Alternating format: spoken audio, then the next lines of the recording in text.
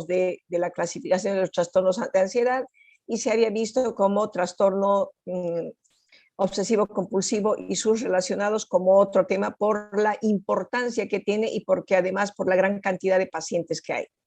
Pero hablando de trastornos de ansiedad generalizada, también tenemos que ver sobre los otros trastornos de ansiedad que son conocidos como trastornos somatomorfos, trastornos facticios y de simulación, que es lo que vamos a ver en esta semana.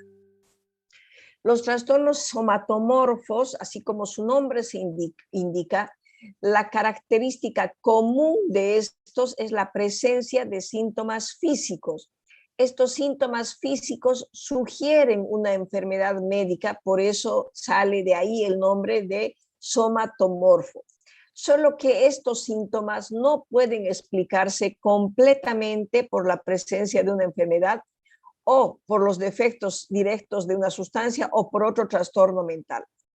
Estos síntomas físicos, somáticos, producen malestar clínicamente significativo y van a generar un deterioro social y laboral en la persona y también un deterioro de otras áreas importantes de la actividad de este ser humano.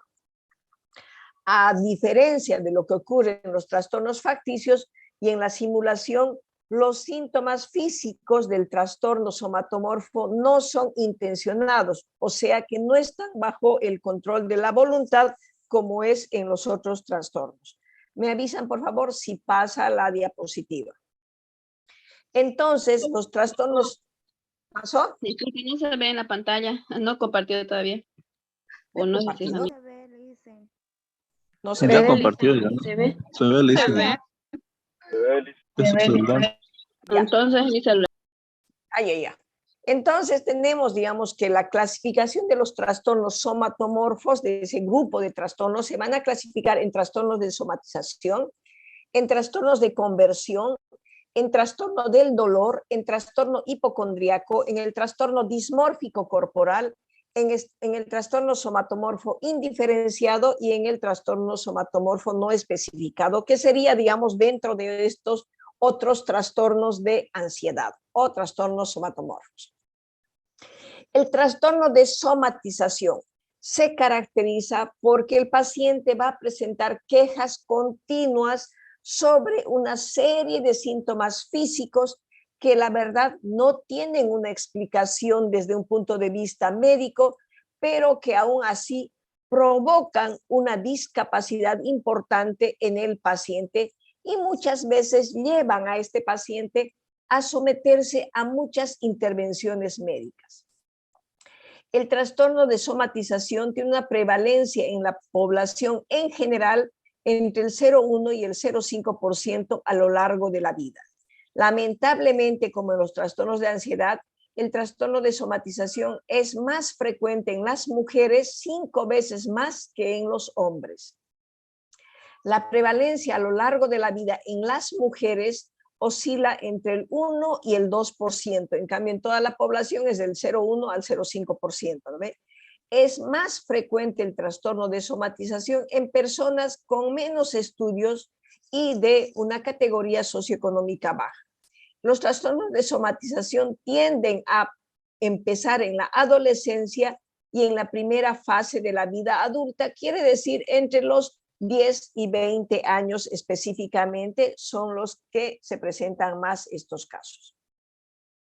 La etiología de los trastornos de somatización. Se dice que tiene una etiología psicológica, una etiología genética, y dentro de la etiología psicológica se dice que la supresión o la represión de nuestra cólera, de nuestro enojo con los demás, se vuelve contra nosotros mismos y esto podría explicar a gran detalle los síntomas que la persona encuentra.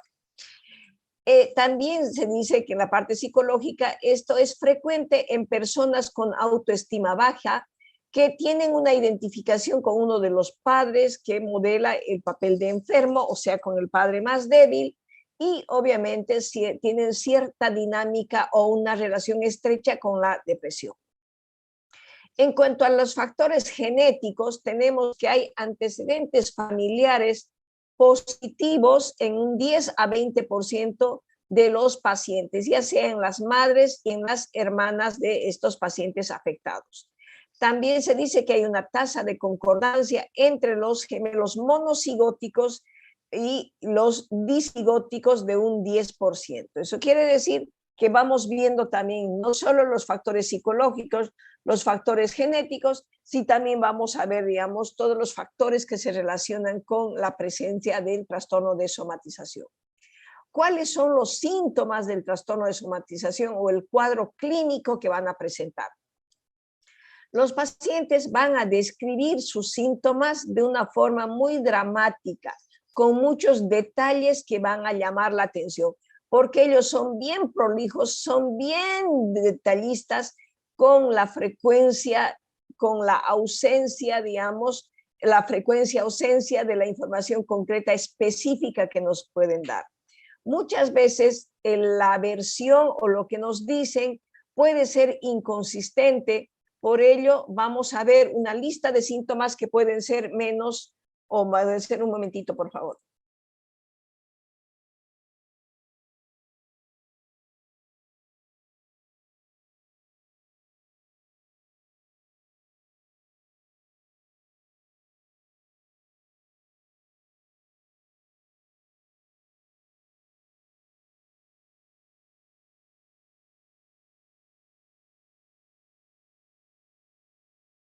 Perdón. Entonces, muchas veces, digamos, las versiones de los pacientes cuando nos cuentan los síntomas pueden ser inconsistentes. Por eso es que ellos tienen una lista de síntomas que pueden ser menos efectivos, que son menos efectivos a la revisión, que menos responden a la intervención médica y que obviamente el paciente siempre va a buscar hospitalizarse para documentar mejor estas quejas somáticas que tiene. También el paciente en trastorno de somatización va a buscar tratamiento en varios médicos a los que acude de forma recurrente, ocurriendo a veces a interferencias peligrosas o a sinergismos peligrosos en la medicación que toma. La ansiedad y los trastornos del humor o el estado depresivo son muy comunes y pueden ser motivo de atención en los servicios de salud mental. Estos pacientes tienden a tener una conducta impulsiva y antisocial. A veces llegan a las amenazas e intentos de suicidio y esto va a generar problemas maritales. Entonces, la vida de estos pacientes, particularmente de aquellos que también tienen trastornos de personalidad asociado, suele ser caótica y se complica, digamos, y complicada como sus historias clínicas. Estos pacientes tienden al uso de medicamentos, que esto puede acarrear efectos secundarios y llevarles a los mismos a otros problemas relacionados ya con el abuso de sustancias, en este caso con el abuso de medicación. Estas personas están expuestas a un mayor riesgo de morbilidad como consecuencia de los diferentes procedimientos quirúrgicos, diagnósticos que se hacen a las diferentes intervenciones quirúrgicas y a las hospitalizaciones que se someten. Este trastorno está frecuentemente asociado con trastorno depresivo mayor, con trastorno de pánico y con otros trastornos relacionados con el consumo de sustancias. También se pueden relacionar con trastornos de personalidad que están asociados al trastorno de somatización, como ser el rasgo de personalidad histriónico, el rasgo de personalidad limítrofe y el antisocial en este tipo de pacientes. ¿Cuáles son los criterios diagnósticos que vamos a buscar dentro de lo que es para diagnosticar el trastorno de somatización? Debe haber una historia de múltiples síntomas físicos que deben aparecer antes de los 30 años. Esa es la característica principal del trastorno de somatización. Estos síntomas deben persistir durante varios años y deben obligar al paciente a buscar atención médica y que a la vez van a provocar un gran deterioro social, laboral y otras áreas importantes de la vida. Pero también deben presentar, digamos, una serie de síntomas para que nosotros podamos pensar en un trastorno de somatización. ¿Qué quiere decir? Que deben haber 4 síntomas dolorosos, o sea, 4 síntomas de dolor. Eso tiene que tener una historia de dolor por lo menos relacionado a 4 zonas del cuerpo o a 4 funciones. Un ejemplo, puede haber dolor de cabeza, dolor de abdomen, dolor de articulaciones, dolor de las extremidades, dolor del tórax, del recto, dolor durante la menstruación, durante el acto sexual, dolor al orinar. Tiene que haber 4 síntomas de dolor en diferentes partes del organismo.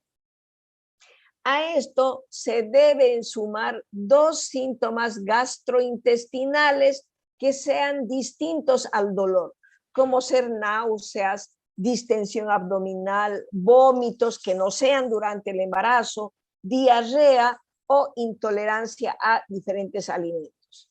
Debe haber un síntoma sexual, o sea que debe haber en la historia clínica que le vamos a hacer por lo menos un síntoma sexual o que se relacione con el aparato reproductor al margen del dolor que puede haber, digamos, durante estas situaciones.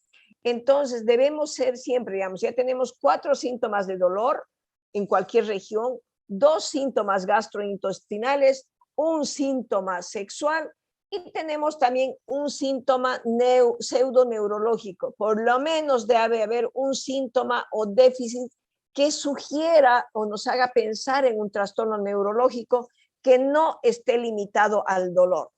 Pueden haber síntomas de conversión, del tipo de alteración de la coordinación psicomotora, del equilibrio, parálisis, debilidad muscular, dificultad para deglutir, sensación de nudo en la garganta, afonía, retención urinaria, alucinaciones, pérdida de la sensibilidad táctil, dolorosa, problemas de la visión, ceguera, sordera, convulsiones, son síntomas disociativos como la amnesia o pérdida de la conciencia distinta del desmayo.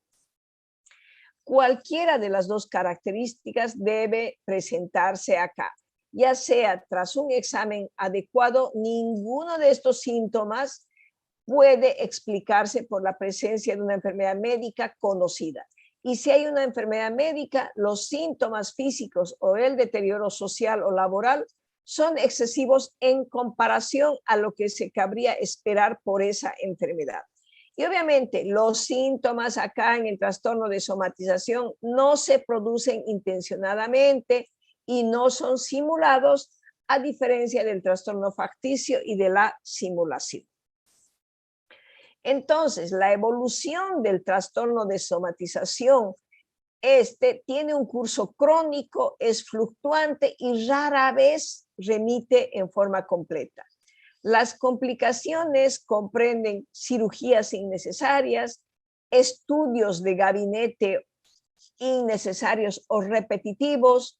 El paciente puede hacerse dependiente a los diferentes medicamentos y obviamente va a tener un arsenal de medicamentos que son prescritos de manera o forma innecesaria.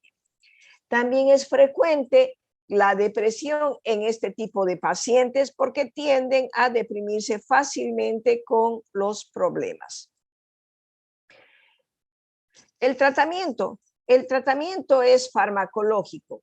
¿Qué quiere decir? Que ante todo nosotros debemos evitar utilizar psicotrópicos, excepto durante el periodo de ansiedad o depresión aguda, porque los pacientes tienden a experimentar, digamos, experiencias psíquicas.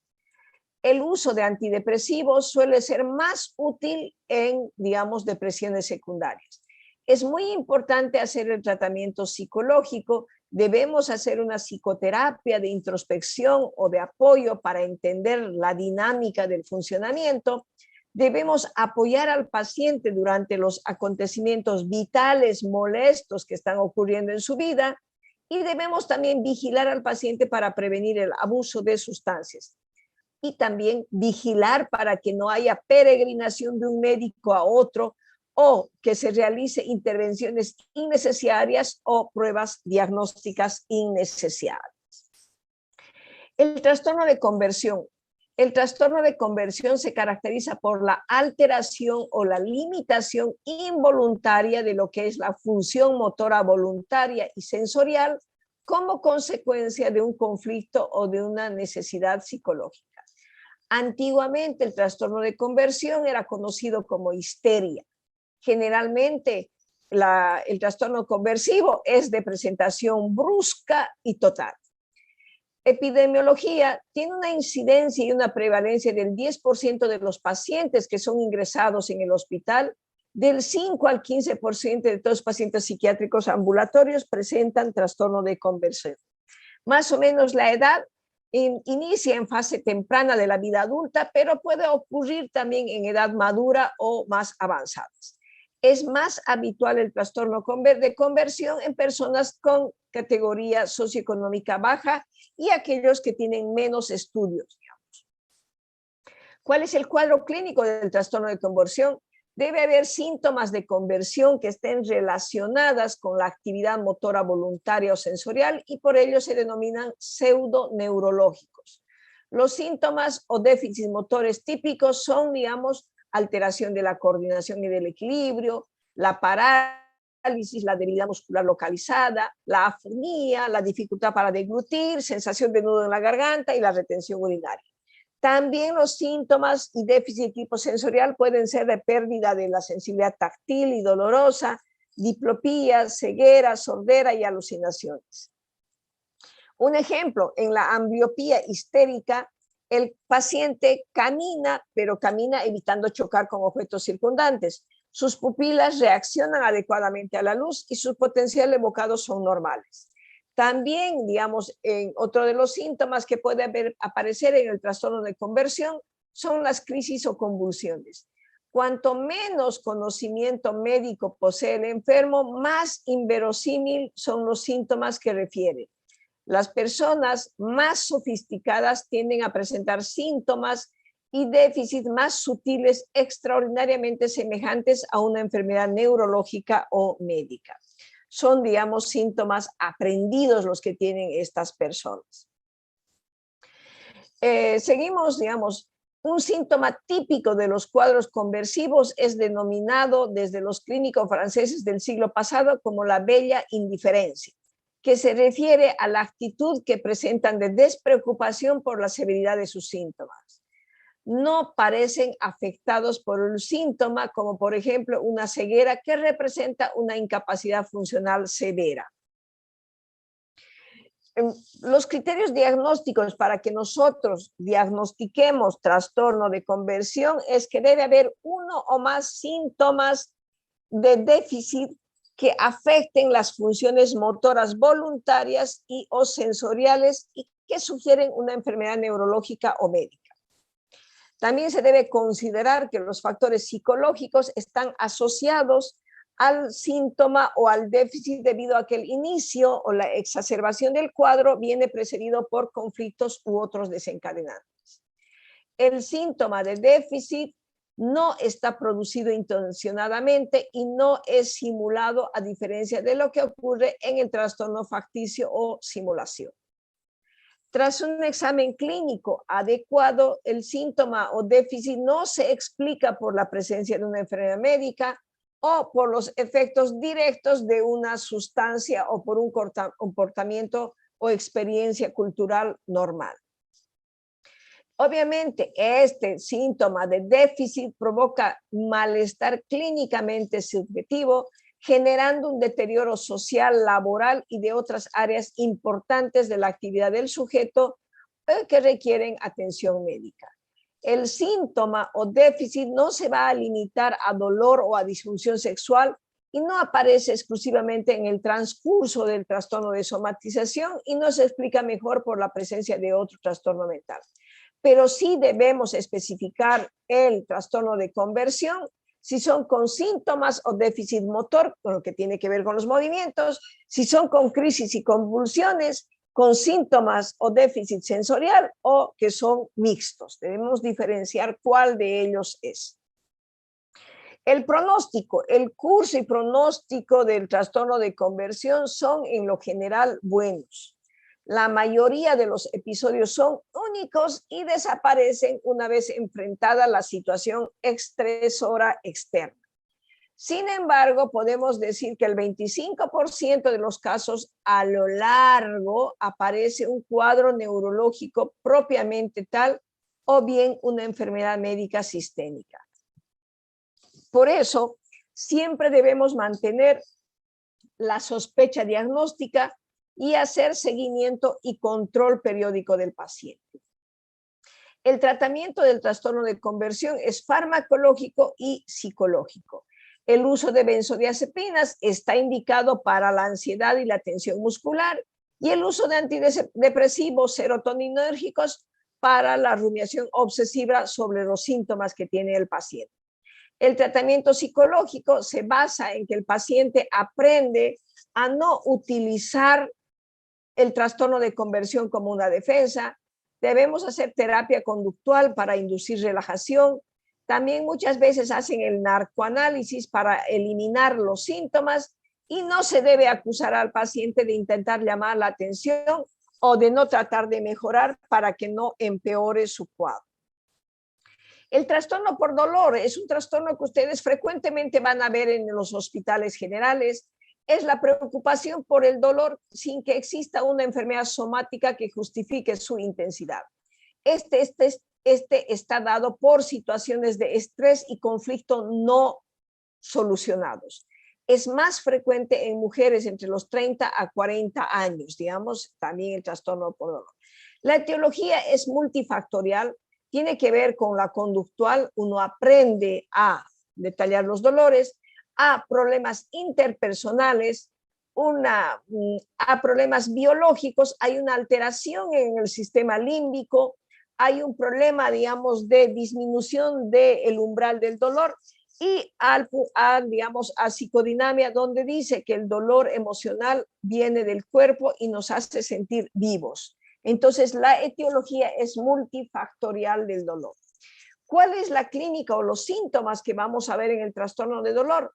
El dolor es crónico, es localizado, tiene una duración de varios meses y puede estar precedido por eventos traumáticos anteriormente ocasionados. Para hacer el diagnóstico de trastorno del dolor, el síntoma principal del cuadro clínico que debemos buscar es el dolor localizado en una o más zonas del cuerpo que sea de suficiente gravedad como para merecer atención médica. Este dolor va a provocar malestar clínicamente significativo y esto va a generar deterioro social, laboral o de otras áreas importantes de la actividad del ser humano.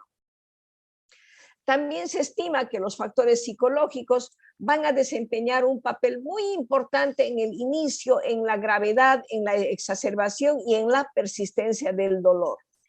El síntoma o déficit no es simulado ni producido intencionalmente como ocurre en el trastorno facticio o de simulación. Y el dolor no se va a explicar mejor por la presencia de algún trastorno del estado de ánimo o el trastorno de ansiedad o trastorno psicótico y no va a cumplir criterios de la dispareunia, el dolor. Debemos hacer un diagnóstico diferencial del dolor somático debido a una enfermedad médica, con la hipocondría y con el trastorno de conversión. El pronóstico del trastorno del dolor evoluciona favorablemente con tendencia a la cronicidad y el pronóstico se hace desfavorable cuando se acompaña de depresión. El tratamiento del trastorno del dolor es farmacológico. Debemos usar antidepresivos del grupo del ISRS. Obviamente estos van a ayudarnos, digamos, con anfetaminas a pequeñas dosis, nos ayudan a evitar analgesia con opiáceos.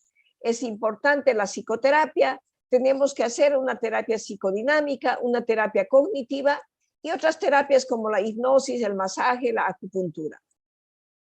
En el tratamiento farmacológico nos está dando muy buen resultado en el trastorno por dolor, la duloxetina y la desvenlafaxina, que son dos antidepresivos y ISRS, inhibidores selectivos de la recaptación de la serotonina y de la noradrenalina, que tienen muy buen efecto. La hipocondría. La hipocondría es el miedo, la creencia morbosa de que uno tiene de que padece una enfermedad grave, aunque no exista ninguna.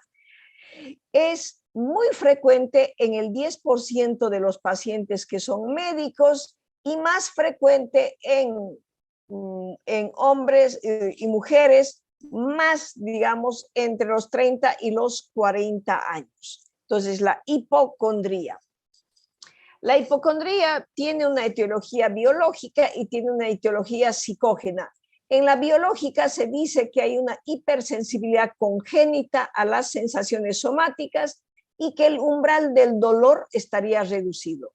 En la etiología psicogénica se dice que es la represión de la cólera, del enojo que uno tiene contra los demás, que se desplaza a uno mismo provocando las molestias somáticas, cuando no sabemos defendernos, cuando no sabemos decir no. En la clínica, la hipocondría va a presentar síntomas subjetivos, como ser agitación, estrés, miedo a padecer dolor, miedo a la muerte. Van a tener una tendencia a la dependencia y obviamente un relacionamiento con el ambiente familiar pésimo.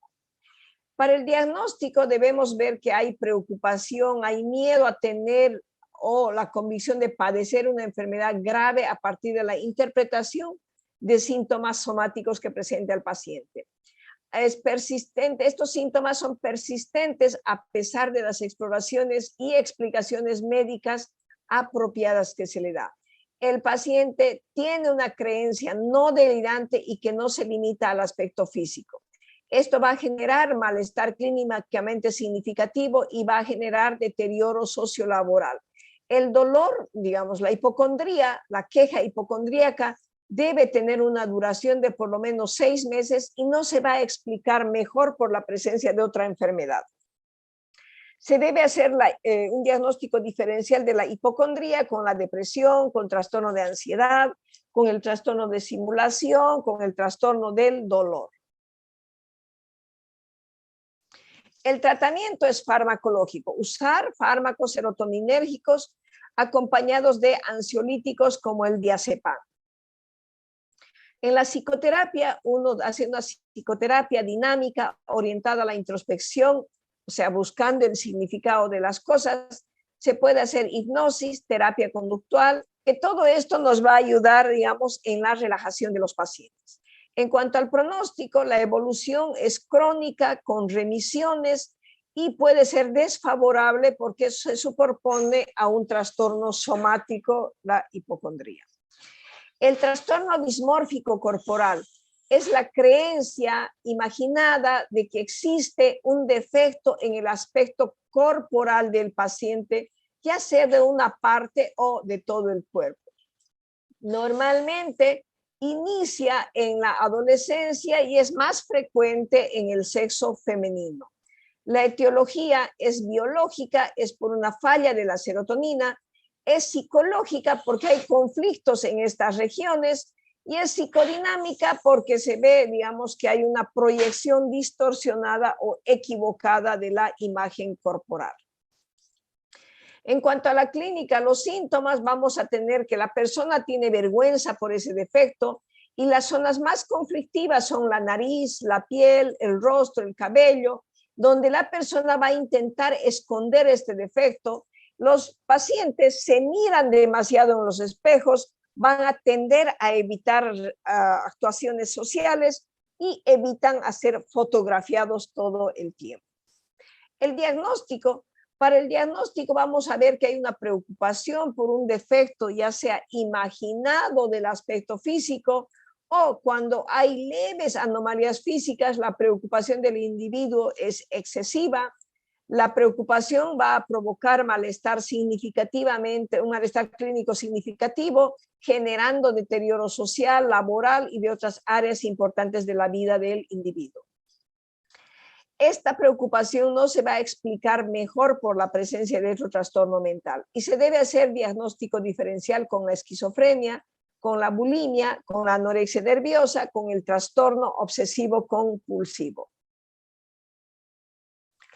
El tratamiento, debemos usar fármacos serotoninérgicos tipo fluoxetina, ansiolíticos tipo clonazepam, y obviamente la cirugía plástica no está recomendada. El tratamiento psicológico, se hace psicoterapia, debemos descubrir los conflictos que están generando los síntomas y los sentimientos. El pronóstico, la evolución es crónica, a veces se acompaña de depresión secundaria y algunos casos progresan a una creencia delirante en este trastorno de la... El trastorno somatomorfo indiferenciado, los signos y síntomas somáticos son inexplicables, no cumplen con los criterios de trastorno de somatización. Puede haber uno o más síntomas físicos, como ser fatiga, pérdida de peso, pérdida de apetito, o síntomas gastrointestinales o síntomas urinarios. Y también tiene que presentar mínimamente, tras el examen adecuado, los síntomas no se pueden explicar por la presencia de esta enfermedad médica, y si hay una enfermedad médica, los síntomas físicos y el deterioro social o laboral son excesivos en comparación a lo que se cabría esperar. Los síntomas van a provocar malestar clínico significativo y deterioro social laboral en el paciente. Y por lo menos la duración del trastorno somatomorfo indiferenciado debe ser por lo menos de 6 meses. Y esta alteración no se va a explicar mejor por la presencia de otro trastorno mental. Entonces, los síntomas no se producen intencionadamente ni son simulados. Eso es algo que tenemos que ver en el trastorno somatomorfo indiferenciado. El trastorno somatomorfo no especificado es considerado la categoría residual de los otros trastornos que no se puede clasificar en ninguno de los anteriores. Algunas personas han hablado, digamos, de la pseudociesis, que es la creencia errónea de estar embarazada con signos objetivos de embarazo como agrandamiento de la cavidad abdominal, sin protrusión umbilical, flujo menstrual reducido o amenorrea, sensación subjetiva de movimientos fetales, náuseas, secreciones y congestión mamaria y dolor apropiado al día esperado en el parto. Este trastorno implica síntomas hipocondríacos no psicóticos de al menos 6 meses de duración y un trastorno con síntomas físicos no explicados, por ejemplo, el cansancio o debilidad muscular de menos de 6 meses de duración que no sea debido a otro trastorno mental. El trastorno facticio. El trastorno facticio, el paciente informa de manera intencional y poco ajustada a la realidad de la presencia de síntomas de trastornos médicos o psiquiátricos. El único objetivo en el trastorno facticio es que el paciente quiere adoptar el papel, digamos, de paciente sin recibir incentivo externo. Muchas veces la hospitalización es el principal objetivo y una forma de vida que tienen estos pacientes con este tipo de trastorno. La epidemiología es desconocida, pero se sabe que el sexo femenino es más frecuente que en la vida adulta. La característica es que es una enfermedad real, temprana, unida al abuso o rechazo parental. El paciente recrea la enfermedad del adulto para lograr la atención amorosa de los pacientes y también expresa gratificación masoquista de algunos pacientes que desean operarse. Otros la identifican como una figura del pasado que sufría una enfermedad psicológica o física. Debe haber ante todo un fingimiento o producción intencionada de signos o síntomas físicos y psicológicos. Hay que tomar en cuenta que el paciente busca asumir el papel de enfermo. Hay ausencia de incentivo externo para el comportamiento como ser ganancia económica o evitar responsabilidades legales o mejorar el bienestar físico. Los signos y síntomas somáticos predominantes son náuseas, vómitos, dolor, convulsiones. El paciente puede mezclar intencionalmente las heces o la orina con sangre, aumentar artificiosamente la temperatura corporal o inyectarse insulina para disminuir la glicemia. Tenemos que ver, digamos, hacer un diagnóstico si viene o no con síntomas psíquicos predominantes, si hay alucinaciones, delirios, depresión, conducta grotesca. El paciente puede contar que ha sufrido un importante estrés vital que justifique los síntomas, o que tenga un trastorno facticio no especificado. Comprende trastornos que no cumplen criterios del trastorno facticio, por ejemplo, trastorno facticio por poderes, o fingimiento intencionado de síntomas de otra persona que se encuentra a su cargo con el fin de adoptar directamente el papel del enfermo, y se da más entre madres que fingen una enfermedad de su hijo. El trastorno facticio se debe hacer diagnóstico diferencial con enfermedades somáticas, con trastorno somatomorfo y con la simulación. Con la enfermedad somática vamos a ver que el laboratorio sale negativo, que la elevación deliberada de la temperatura, la alteración de los líquidos corporales, no hay cómo, digamos, establecer. En el trastorno somatomorfo vamos a ver que no obedecen a factores inconscientes o simbólicos, que los hipocondríacos no desean someterse a pruebas o cirugías extensas. La simulación, los simuladores tienen objetivo bien concreto. ¿Qué quiere decir? Que el simulador busca que le paguen su seguro, busca evitar ir a la cárcel, y la prueba de una demanda intrapsíquica para sostener el papel de enfermo, por ejemplo, para satisfacer la necesidad de dependencia, es más característico de un síntoma de un trastorno facticio. Debemos también hacer diagnóstico con el síndrome de Ganser, que se describe frecuentemente en prisioneros, que se caracteriza por emitir respuestas erróneas o hablar más de la cuenta para fingir un estado mental patológico con la finalidad de conseguir ser liberados. También trastornos de la personalidad. Las personalidades antisociales generalmente son más manipuladoras, pero no suelen fingir enfermedades. La personalidad límite suele tener un estilo de vida más caótico, conducta parasuicida y relaciones interpersonales más distorsionadas, con las que debemos hacer diagnósticos diferenciales.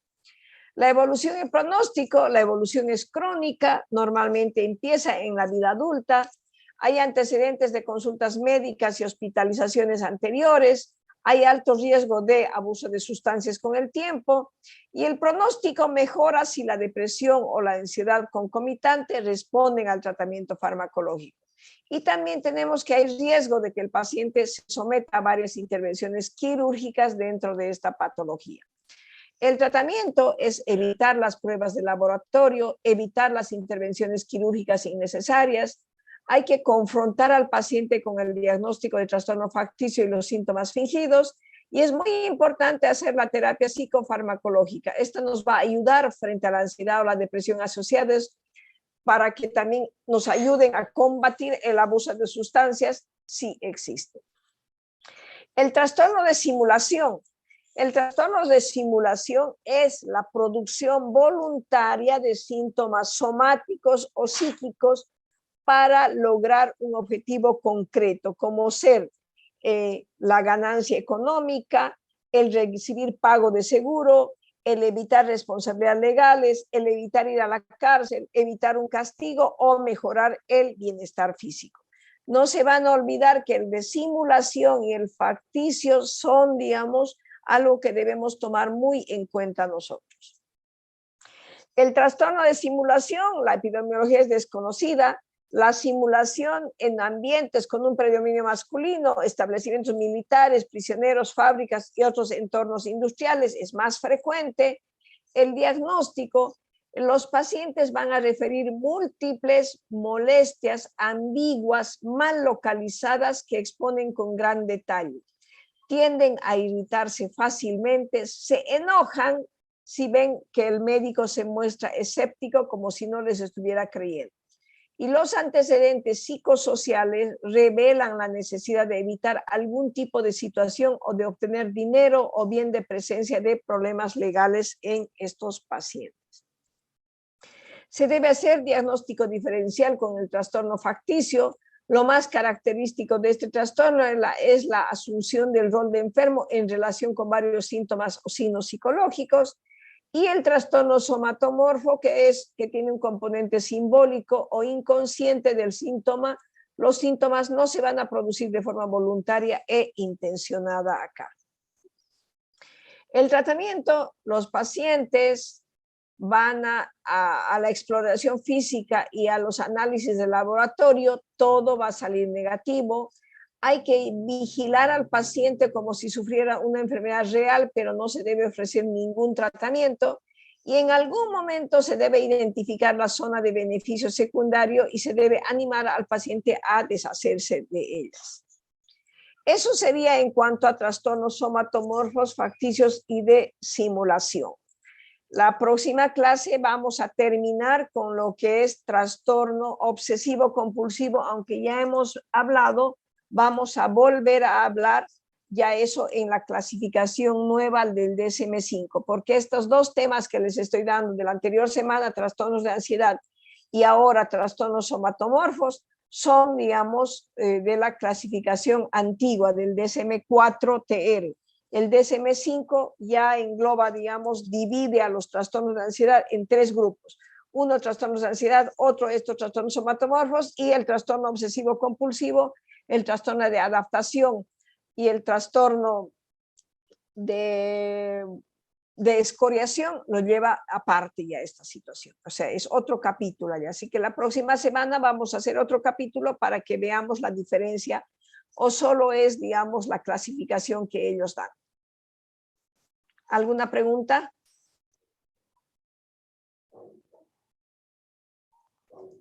Chicos.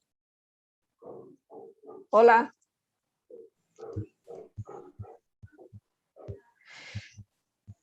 Ya psicosis les he pasado, ahora les voy a pasar la diapositiva de la anterior clase y de esta clase. Así que para que vayan bajando. ¿Está bien? Bien, doctora. Sí, Lice, está bien, gracias. Ya. Vamos a ver si, ay, pero la próxima semana tenemos 2 feriados, qué horror. Ah, no, un feriado. El jueves Doctora, tenemos feriado. Las Dígame. notas. Me falta corregir todavía sus exámenes, estoy ya en la mitad. Ah, ya, A doctora. toditas se las voy a pasar. ¿Se acuerdan que les dije la anterior semana he estado floja he estado? Floja realmente he estado. Ya así que van a disculpar. Me falta la mitad todavía. Son 6 hojas también de examen, ¿verdad? ¿Se acuerdan? Eran 40 preguntas. Era largo. ¿Verdad? Pero les voy a pasar. ¿Está bien? Sí, Lice, está bien. Ya, muy bien. Nos vemos entonces. Ahorita les voy a pasar el tema ya ahora de lo que hemos avanzado. ¿Está bien? Sí, por favor. Sí, está bien, doctora. Ya, nos vemos entonces. Hasta luego. Hasta luego. Hasta luego. Hasta luego, Lice.